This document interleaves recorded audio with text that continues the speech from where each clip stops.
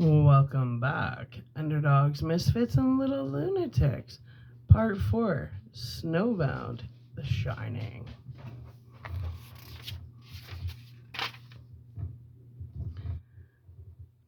Chapter 26 Dreamland. Knitting made her sleepy. Today, even Bartok would have made her sleepy. And it wasn't Bartok on the little phonograph, it was Bach.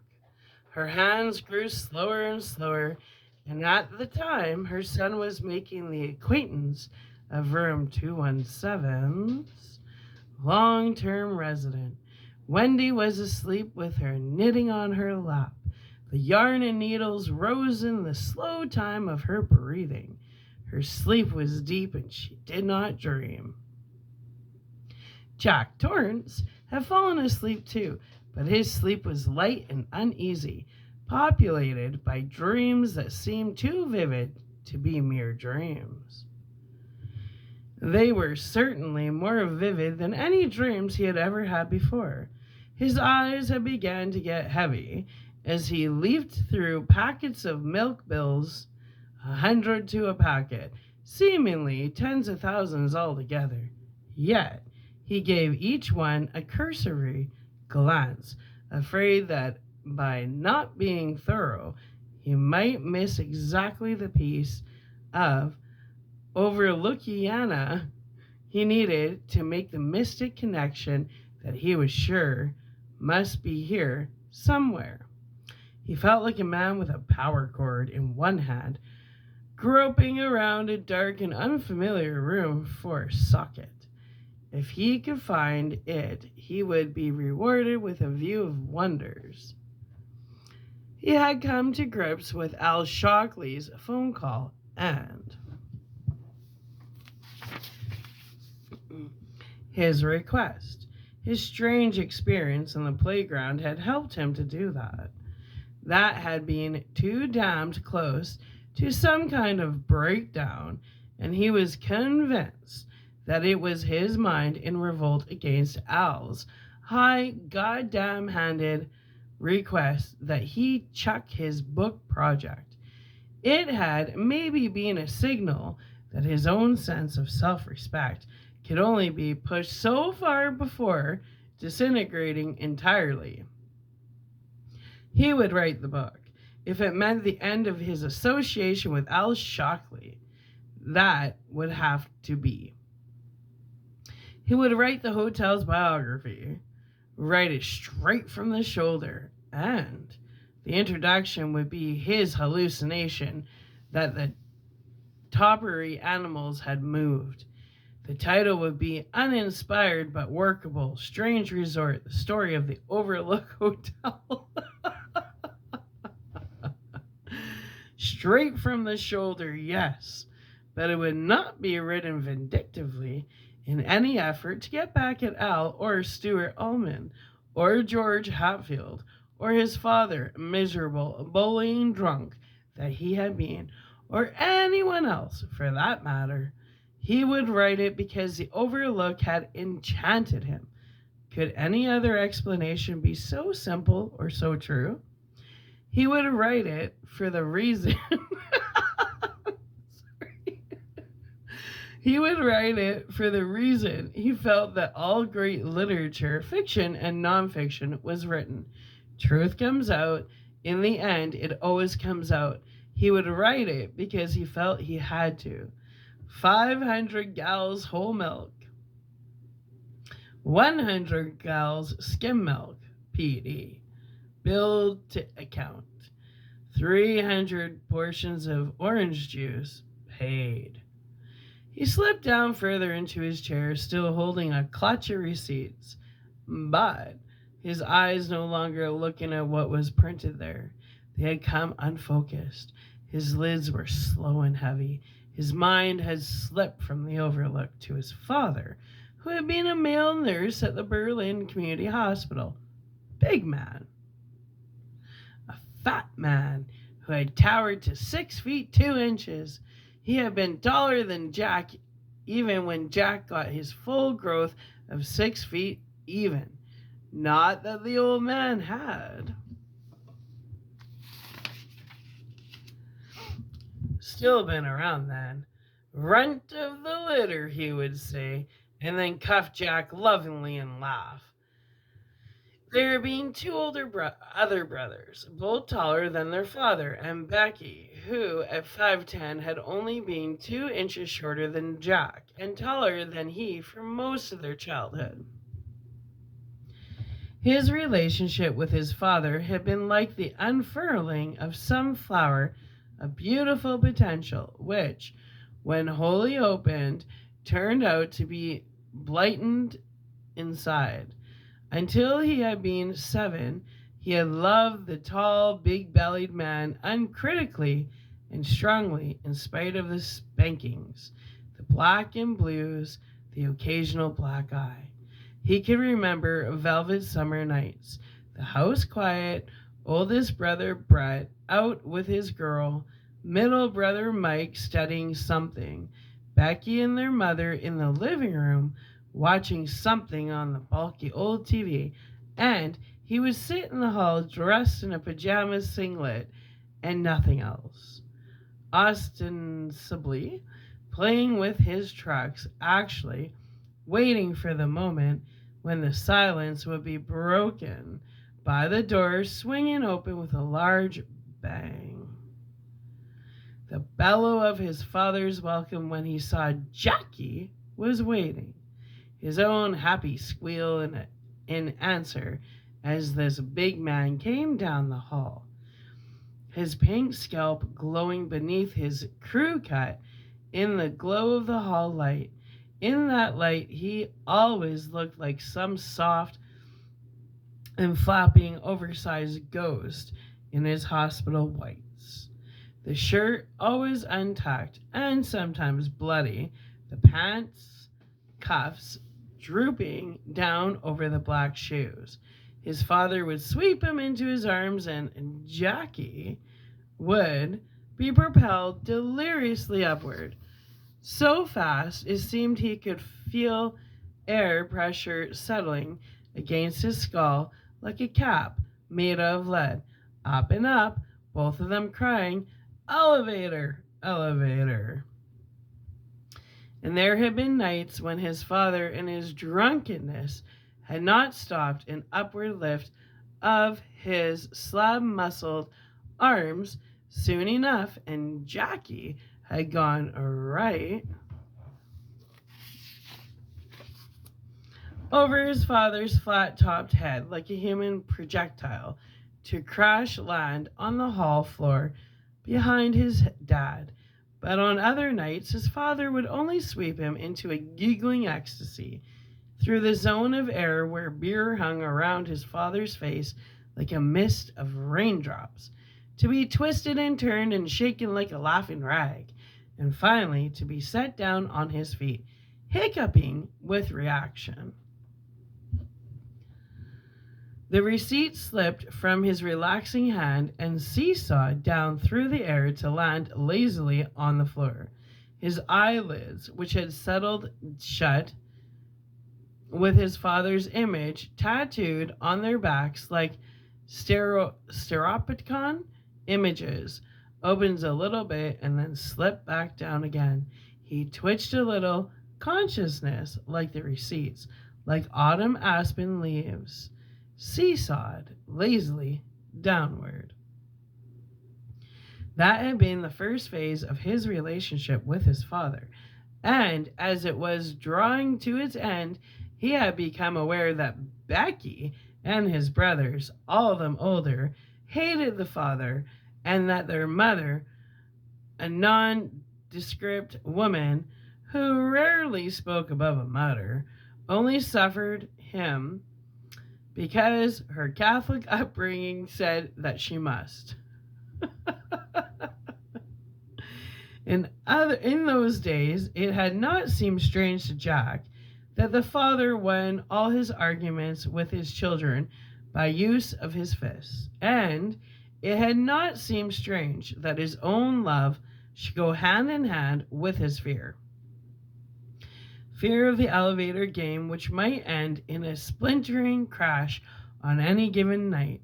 fear that his father's bearish good humor on his day off might suddenly change to boorish bellowing and the smack of his good right hand, and sometimes he remembered he had even been afraid that his father's shadow might fall over him while he was at play. It was near the end of this phase, and he had begun to notice that Brett never brought his dates home, or Mike or Becky, their chums. Love began to curdle at 9 when his father put his mother into the hospital with his cane. He had begun to carry the cane a year earlier, when a car accident had left him lame. After that, he was never without it, long and black and thick and gold-headed. Now, dozing, Jack's body twitched in a remembered cringe at the sound it made in the air, a murderous swish, and his heavy crack against the wall, or against flesh. He had beaten their mother for no good reason at all. Suddenly, and without warning, they had been at the supper table. The cane had been standing by his chair. It was a Sunday night, the end of a 3-day weekend for Daddy, a weekend which he had boozed away in his usual inimitable style. Roast chicken, peas, mashed potatoes. Daddy at the head of the table, his plate heaped high, snoozing or nearly snoozing. His mother passing plates, and suddenly Daddy had been wide awake. His eyes set deeply in their fat eye sockets, glittering with a kind of stupid, evil petulance. They flickered from one member of the family to the next, and the vein in the center of his forehead was standing out prominently, always a bad sign. One of his large freckled hands had dropped to the gold knob of his cane, caressing it. He said something about coffee. To this day, Jack was sure it had been coffee that his father said. Mama had opened her mouth to answer, and then the cane was whickering through the air, smashing against her face. Blood spurted from her nose. Becky screamed. Mama's spectacles dropped into her gravy. The cane had been drawn back, had come down again, this time on top of her head, splitting the scalp. Mama had dropped to the floor. He had been out of his chair and around to where she laid dazed on the carpet, bandishing the cane, moving with a fat man's grotesque speed and agility, little eyes flashing, jaws quivering as he spoke to her just as he had always spoken to his children during such outbursts. Now, by Christ, I guess you'll have to take your medicine now, goddamn puppy whelp. Come on and take your medicine. The cane had gone up and down on her 7 more times before Brett and Mike got hold of him, dragged him away, and wrestled the cane out of his hand. So his dad was really violent. Really violent. You don't see that in the movie. This book is explaining a lot more. Anyway, Jack. Little Jackie now. He was little Jackie now. So now he's obviously has post-traumatic stress disorder, and he's stuck in childhood trauma. Okay, so Jack, little Jackie now. He was little Jackie now, dozing and mumbling on a cobwebby camp chair while the furnace roared into hollow life behind him. Knew exactly how many blows it had been because each soft whump against his mother's body had been engraved on his memory like the irrational swipe of a chisel on stone. So his dad murdered his mom in front of the family at the dinner table with his cane.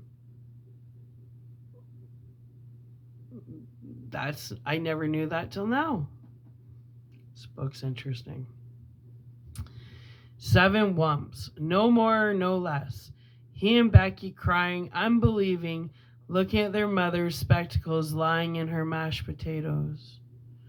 One cracked lens smeared with gravy. Brett shouting at Daddy from the back hall, telling him he'd kill him if he moved. And Daddy saying over and over, damn little puppy, damn little whelp, give me my cane, you damn little pup, give it to me. Brett brandishing it hysterically, saying, yes, yes, I'll give it to you. Just you move a little bit and I'll give you all you want and 2 extra. I'll give you plenty.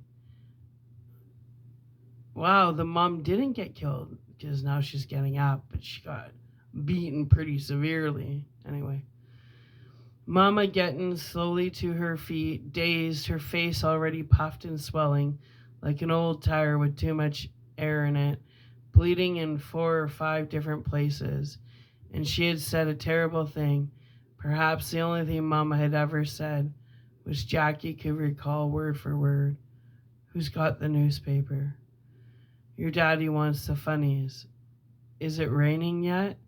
And then she sank to her knees again, her hair hanging in her puffed and bleeding face.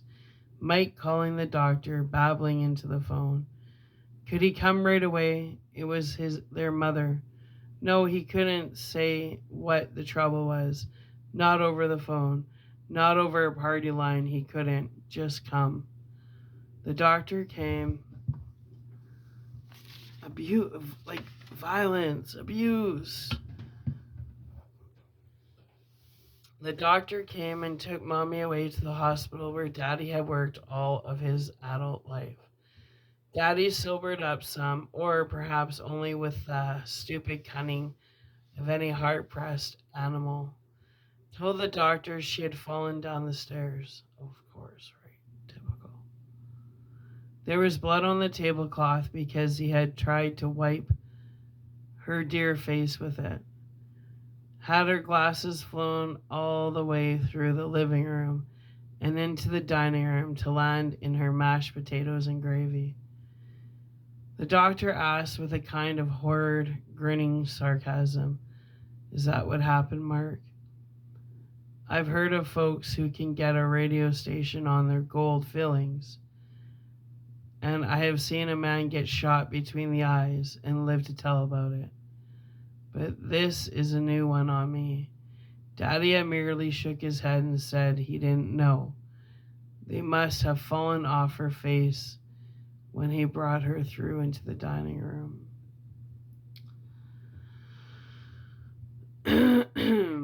The 4 children had been stunned to silence by the calm stupendousness of the lie. 4 days later, Brett quit his job in the mill and joined the army. Jack had always felt it was not just the sudden and irrational beating his father had administered at the dinner table, but the fact that in the hospital, their mother had corroborated their father's story while holding the hand of the parish priest. Revolted, Brett had left them to whatever might come.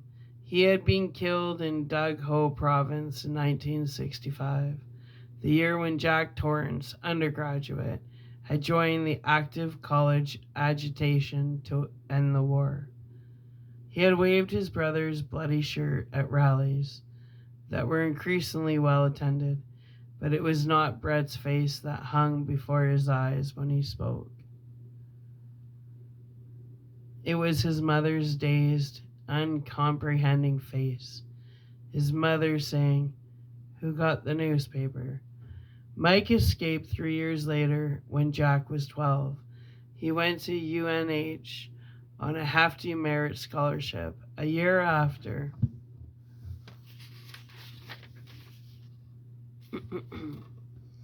that, their father died of a sudden massive stroke, which occurred while he was prepping a patient for surgery.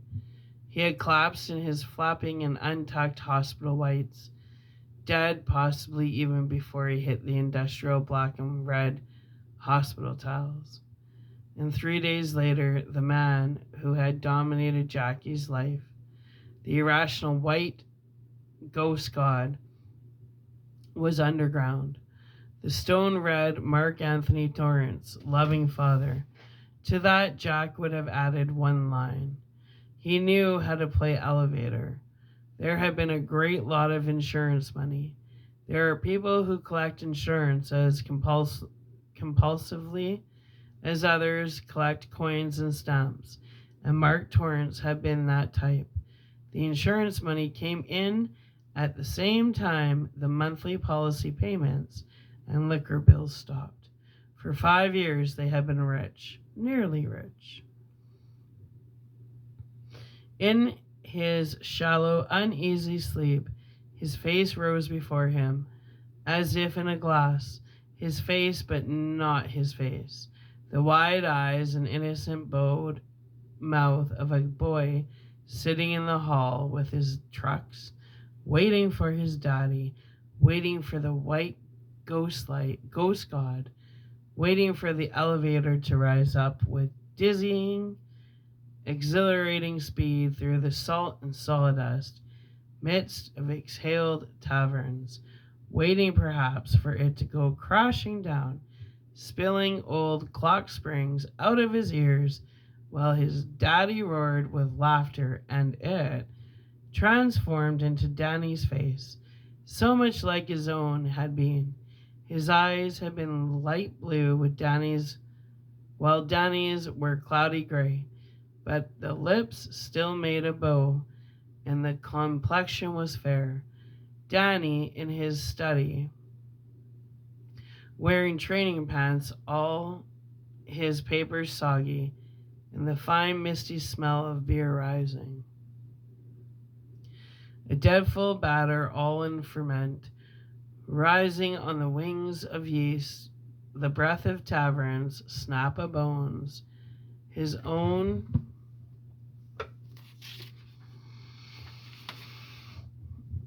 voice mewling drunkenly, "Danny, you okay, Doc? Oh God, your poor sweet arm." And that face transformed into Mommy's dazed face rising up from below the table, punched and bleeding, and Mama saying, "From your father, I repeat, an enormously important announcement from your father. Please stay tuned or tune immediately to the Happy Jack frequency." Repeat, tune immediately to the happy hour frequency. I repeat.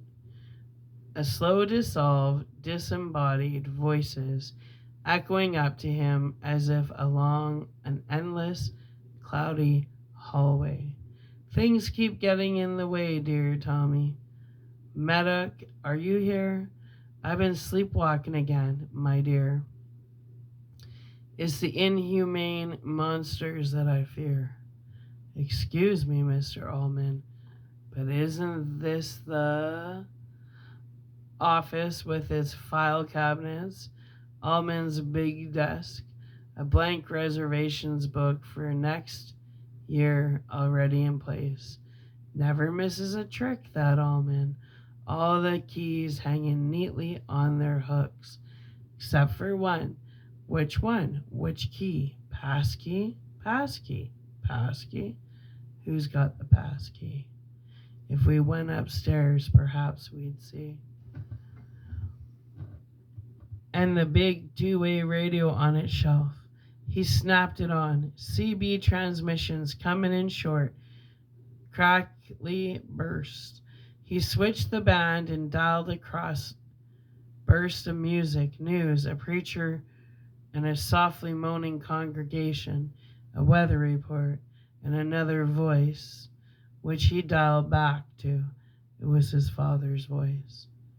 "Kill him. You'll have to kill him, Jackie.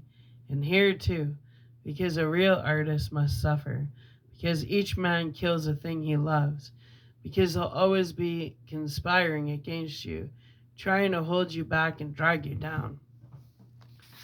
He He's going into psychosis. That's what's happening. Hardcore. Right this moment, that boy of yours is in where he shouldn't be, trespassing. That's what he's doing.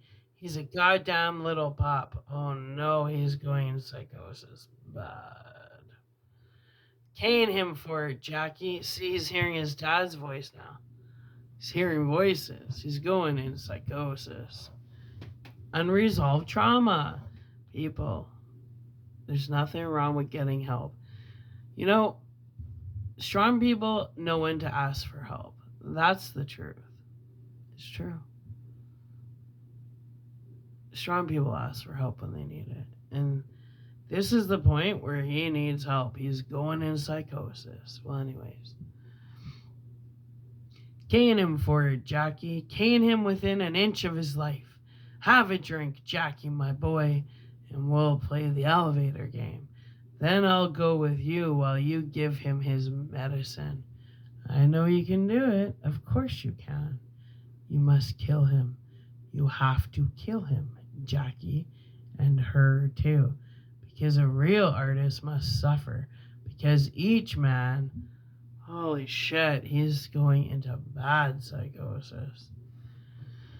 His father's voice going up higher and higher, becoming something maddening, not human at all, something squealing and petulant and maddening. The voice of a ghost god, the pig god, coming dead at him out of the radio, and no! He screamed back, "You're dead! You're in your grave! You're not in me at all!" Because he had cut all the father out of him, and it was not right that he should come back, creeping through this hotel 2,000 miles from the New England town where his father had lived and died.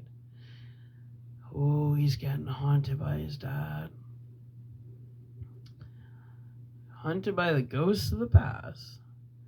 He raised the radio up and brought it down, and it smashed on the floor, spilling old clock springs and tubes like the result of some crazy elevator game gone awry, making his father's voice gone, leaving only his voice, Jack's voice, Jackie's voice, chanting in the cold reality of the office, "Dead, you're dead, you're dead." And the startled sound of Wendy's feet hitting the floor over his head, and Wendy's startled, frightened voice, "Jack? Jack?" He stood blinking down at the shattered radio. Now there was only the snowmobile in the equipment shed to link them to the outside world. He put his hands over his eyes and clutched at his temples. He was getting a headache. Okay, well, that was creepy. Post-traumatic stress disorder. So it makes, like, the movie doesn't explain all that, you know? Like, what made Jack go mad, it doesn't really go into detail, but when you read that chapter of him watching his dad basically bludgeon his mother at the dinner table, and then her being almost killed within an inch of her life, and then in the hospital lying about it, like that would have been her time to get out, but no, she lied. And that's what I'm trying to say, is that kind of violence around children, that trauma doesn't go away without help. It does not go away. Because Jack's completely traumatized. And now as an adult, he's hearing it. And his dad's voice he's hearing basically tell him that his wife and his son are little puppies and to beat them within an inch of his life. Because that's energy. And that negative energy is not dealt with. So it's literally boomeranging within him because it has nowhere to go. Because that energy was created through trauma. Energy cannot be created nor destroyed. So if it has no escape, it will stay within you and just keep boomeranging. It's difficult, right? Just because something happened possibly 50, 60, 70 years ago, that trauma, if you haven't dealt with it, just keeps boomeranging inside of you. And the target becomes whatever moment aligns emotionally with that memory. Yeah, wow. This is getting interesting. So I'm going to upload this, and then we're going to get into chapter 27, catatonic.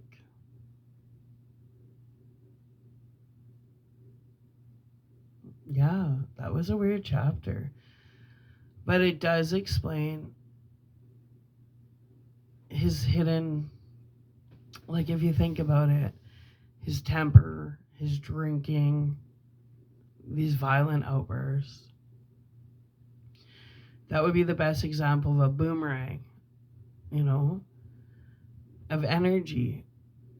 And, you know, the most important thing is understanding how to transmute energy on the moment. And I'm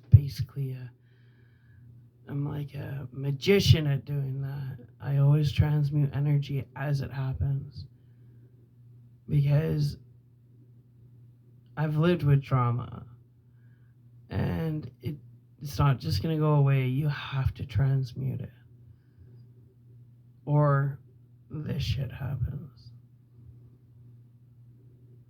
And, you know, like, if you think about it, and that's where you got to see the little boy or little girl in every traumatized adult.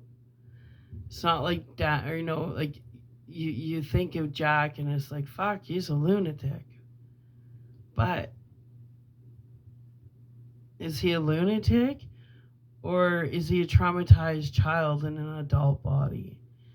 And I think that's why I have empathy for everybody. I don't judge, because I see the inner child in people, and I just see a lot of pain, unresolved issues, right? That's why we're here to help each other, not judge. You never know what somebody's experienced, witnessed, seen, lived through. And that's why I love that saying, you know,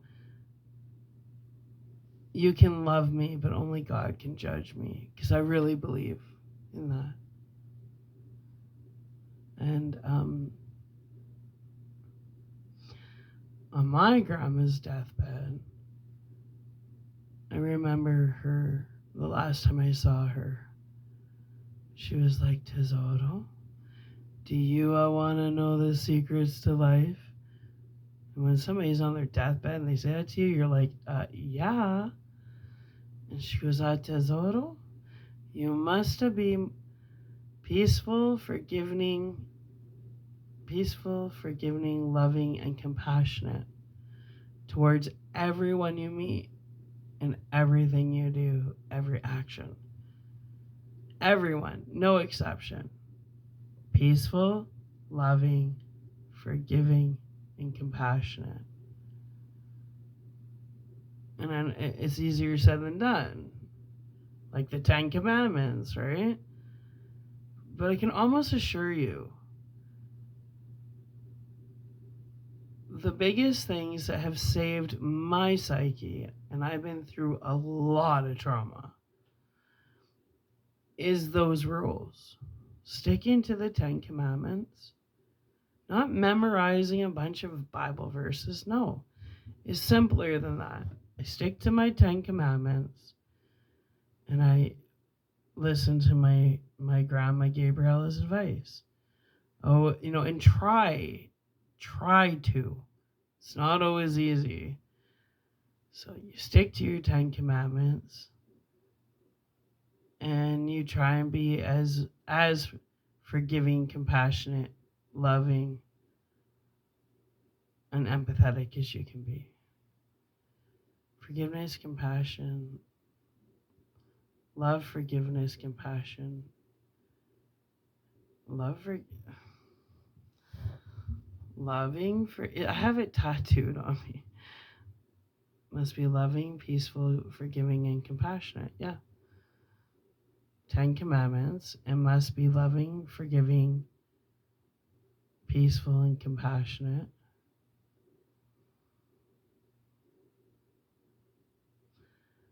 Life is more simple than we think. We confuse it because humans are addicted to drama. That's the truth. All right, my little underdogs, misfits, and lunatics. I'm going to upload this, and when I come back, we're going to get into chapter 27, catatonic. All right, I love you. I love you, misfits.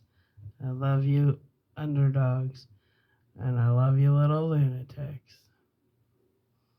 Because we're all one. And that's just that. All right. I'll be back. I promise you that. Bye.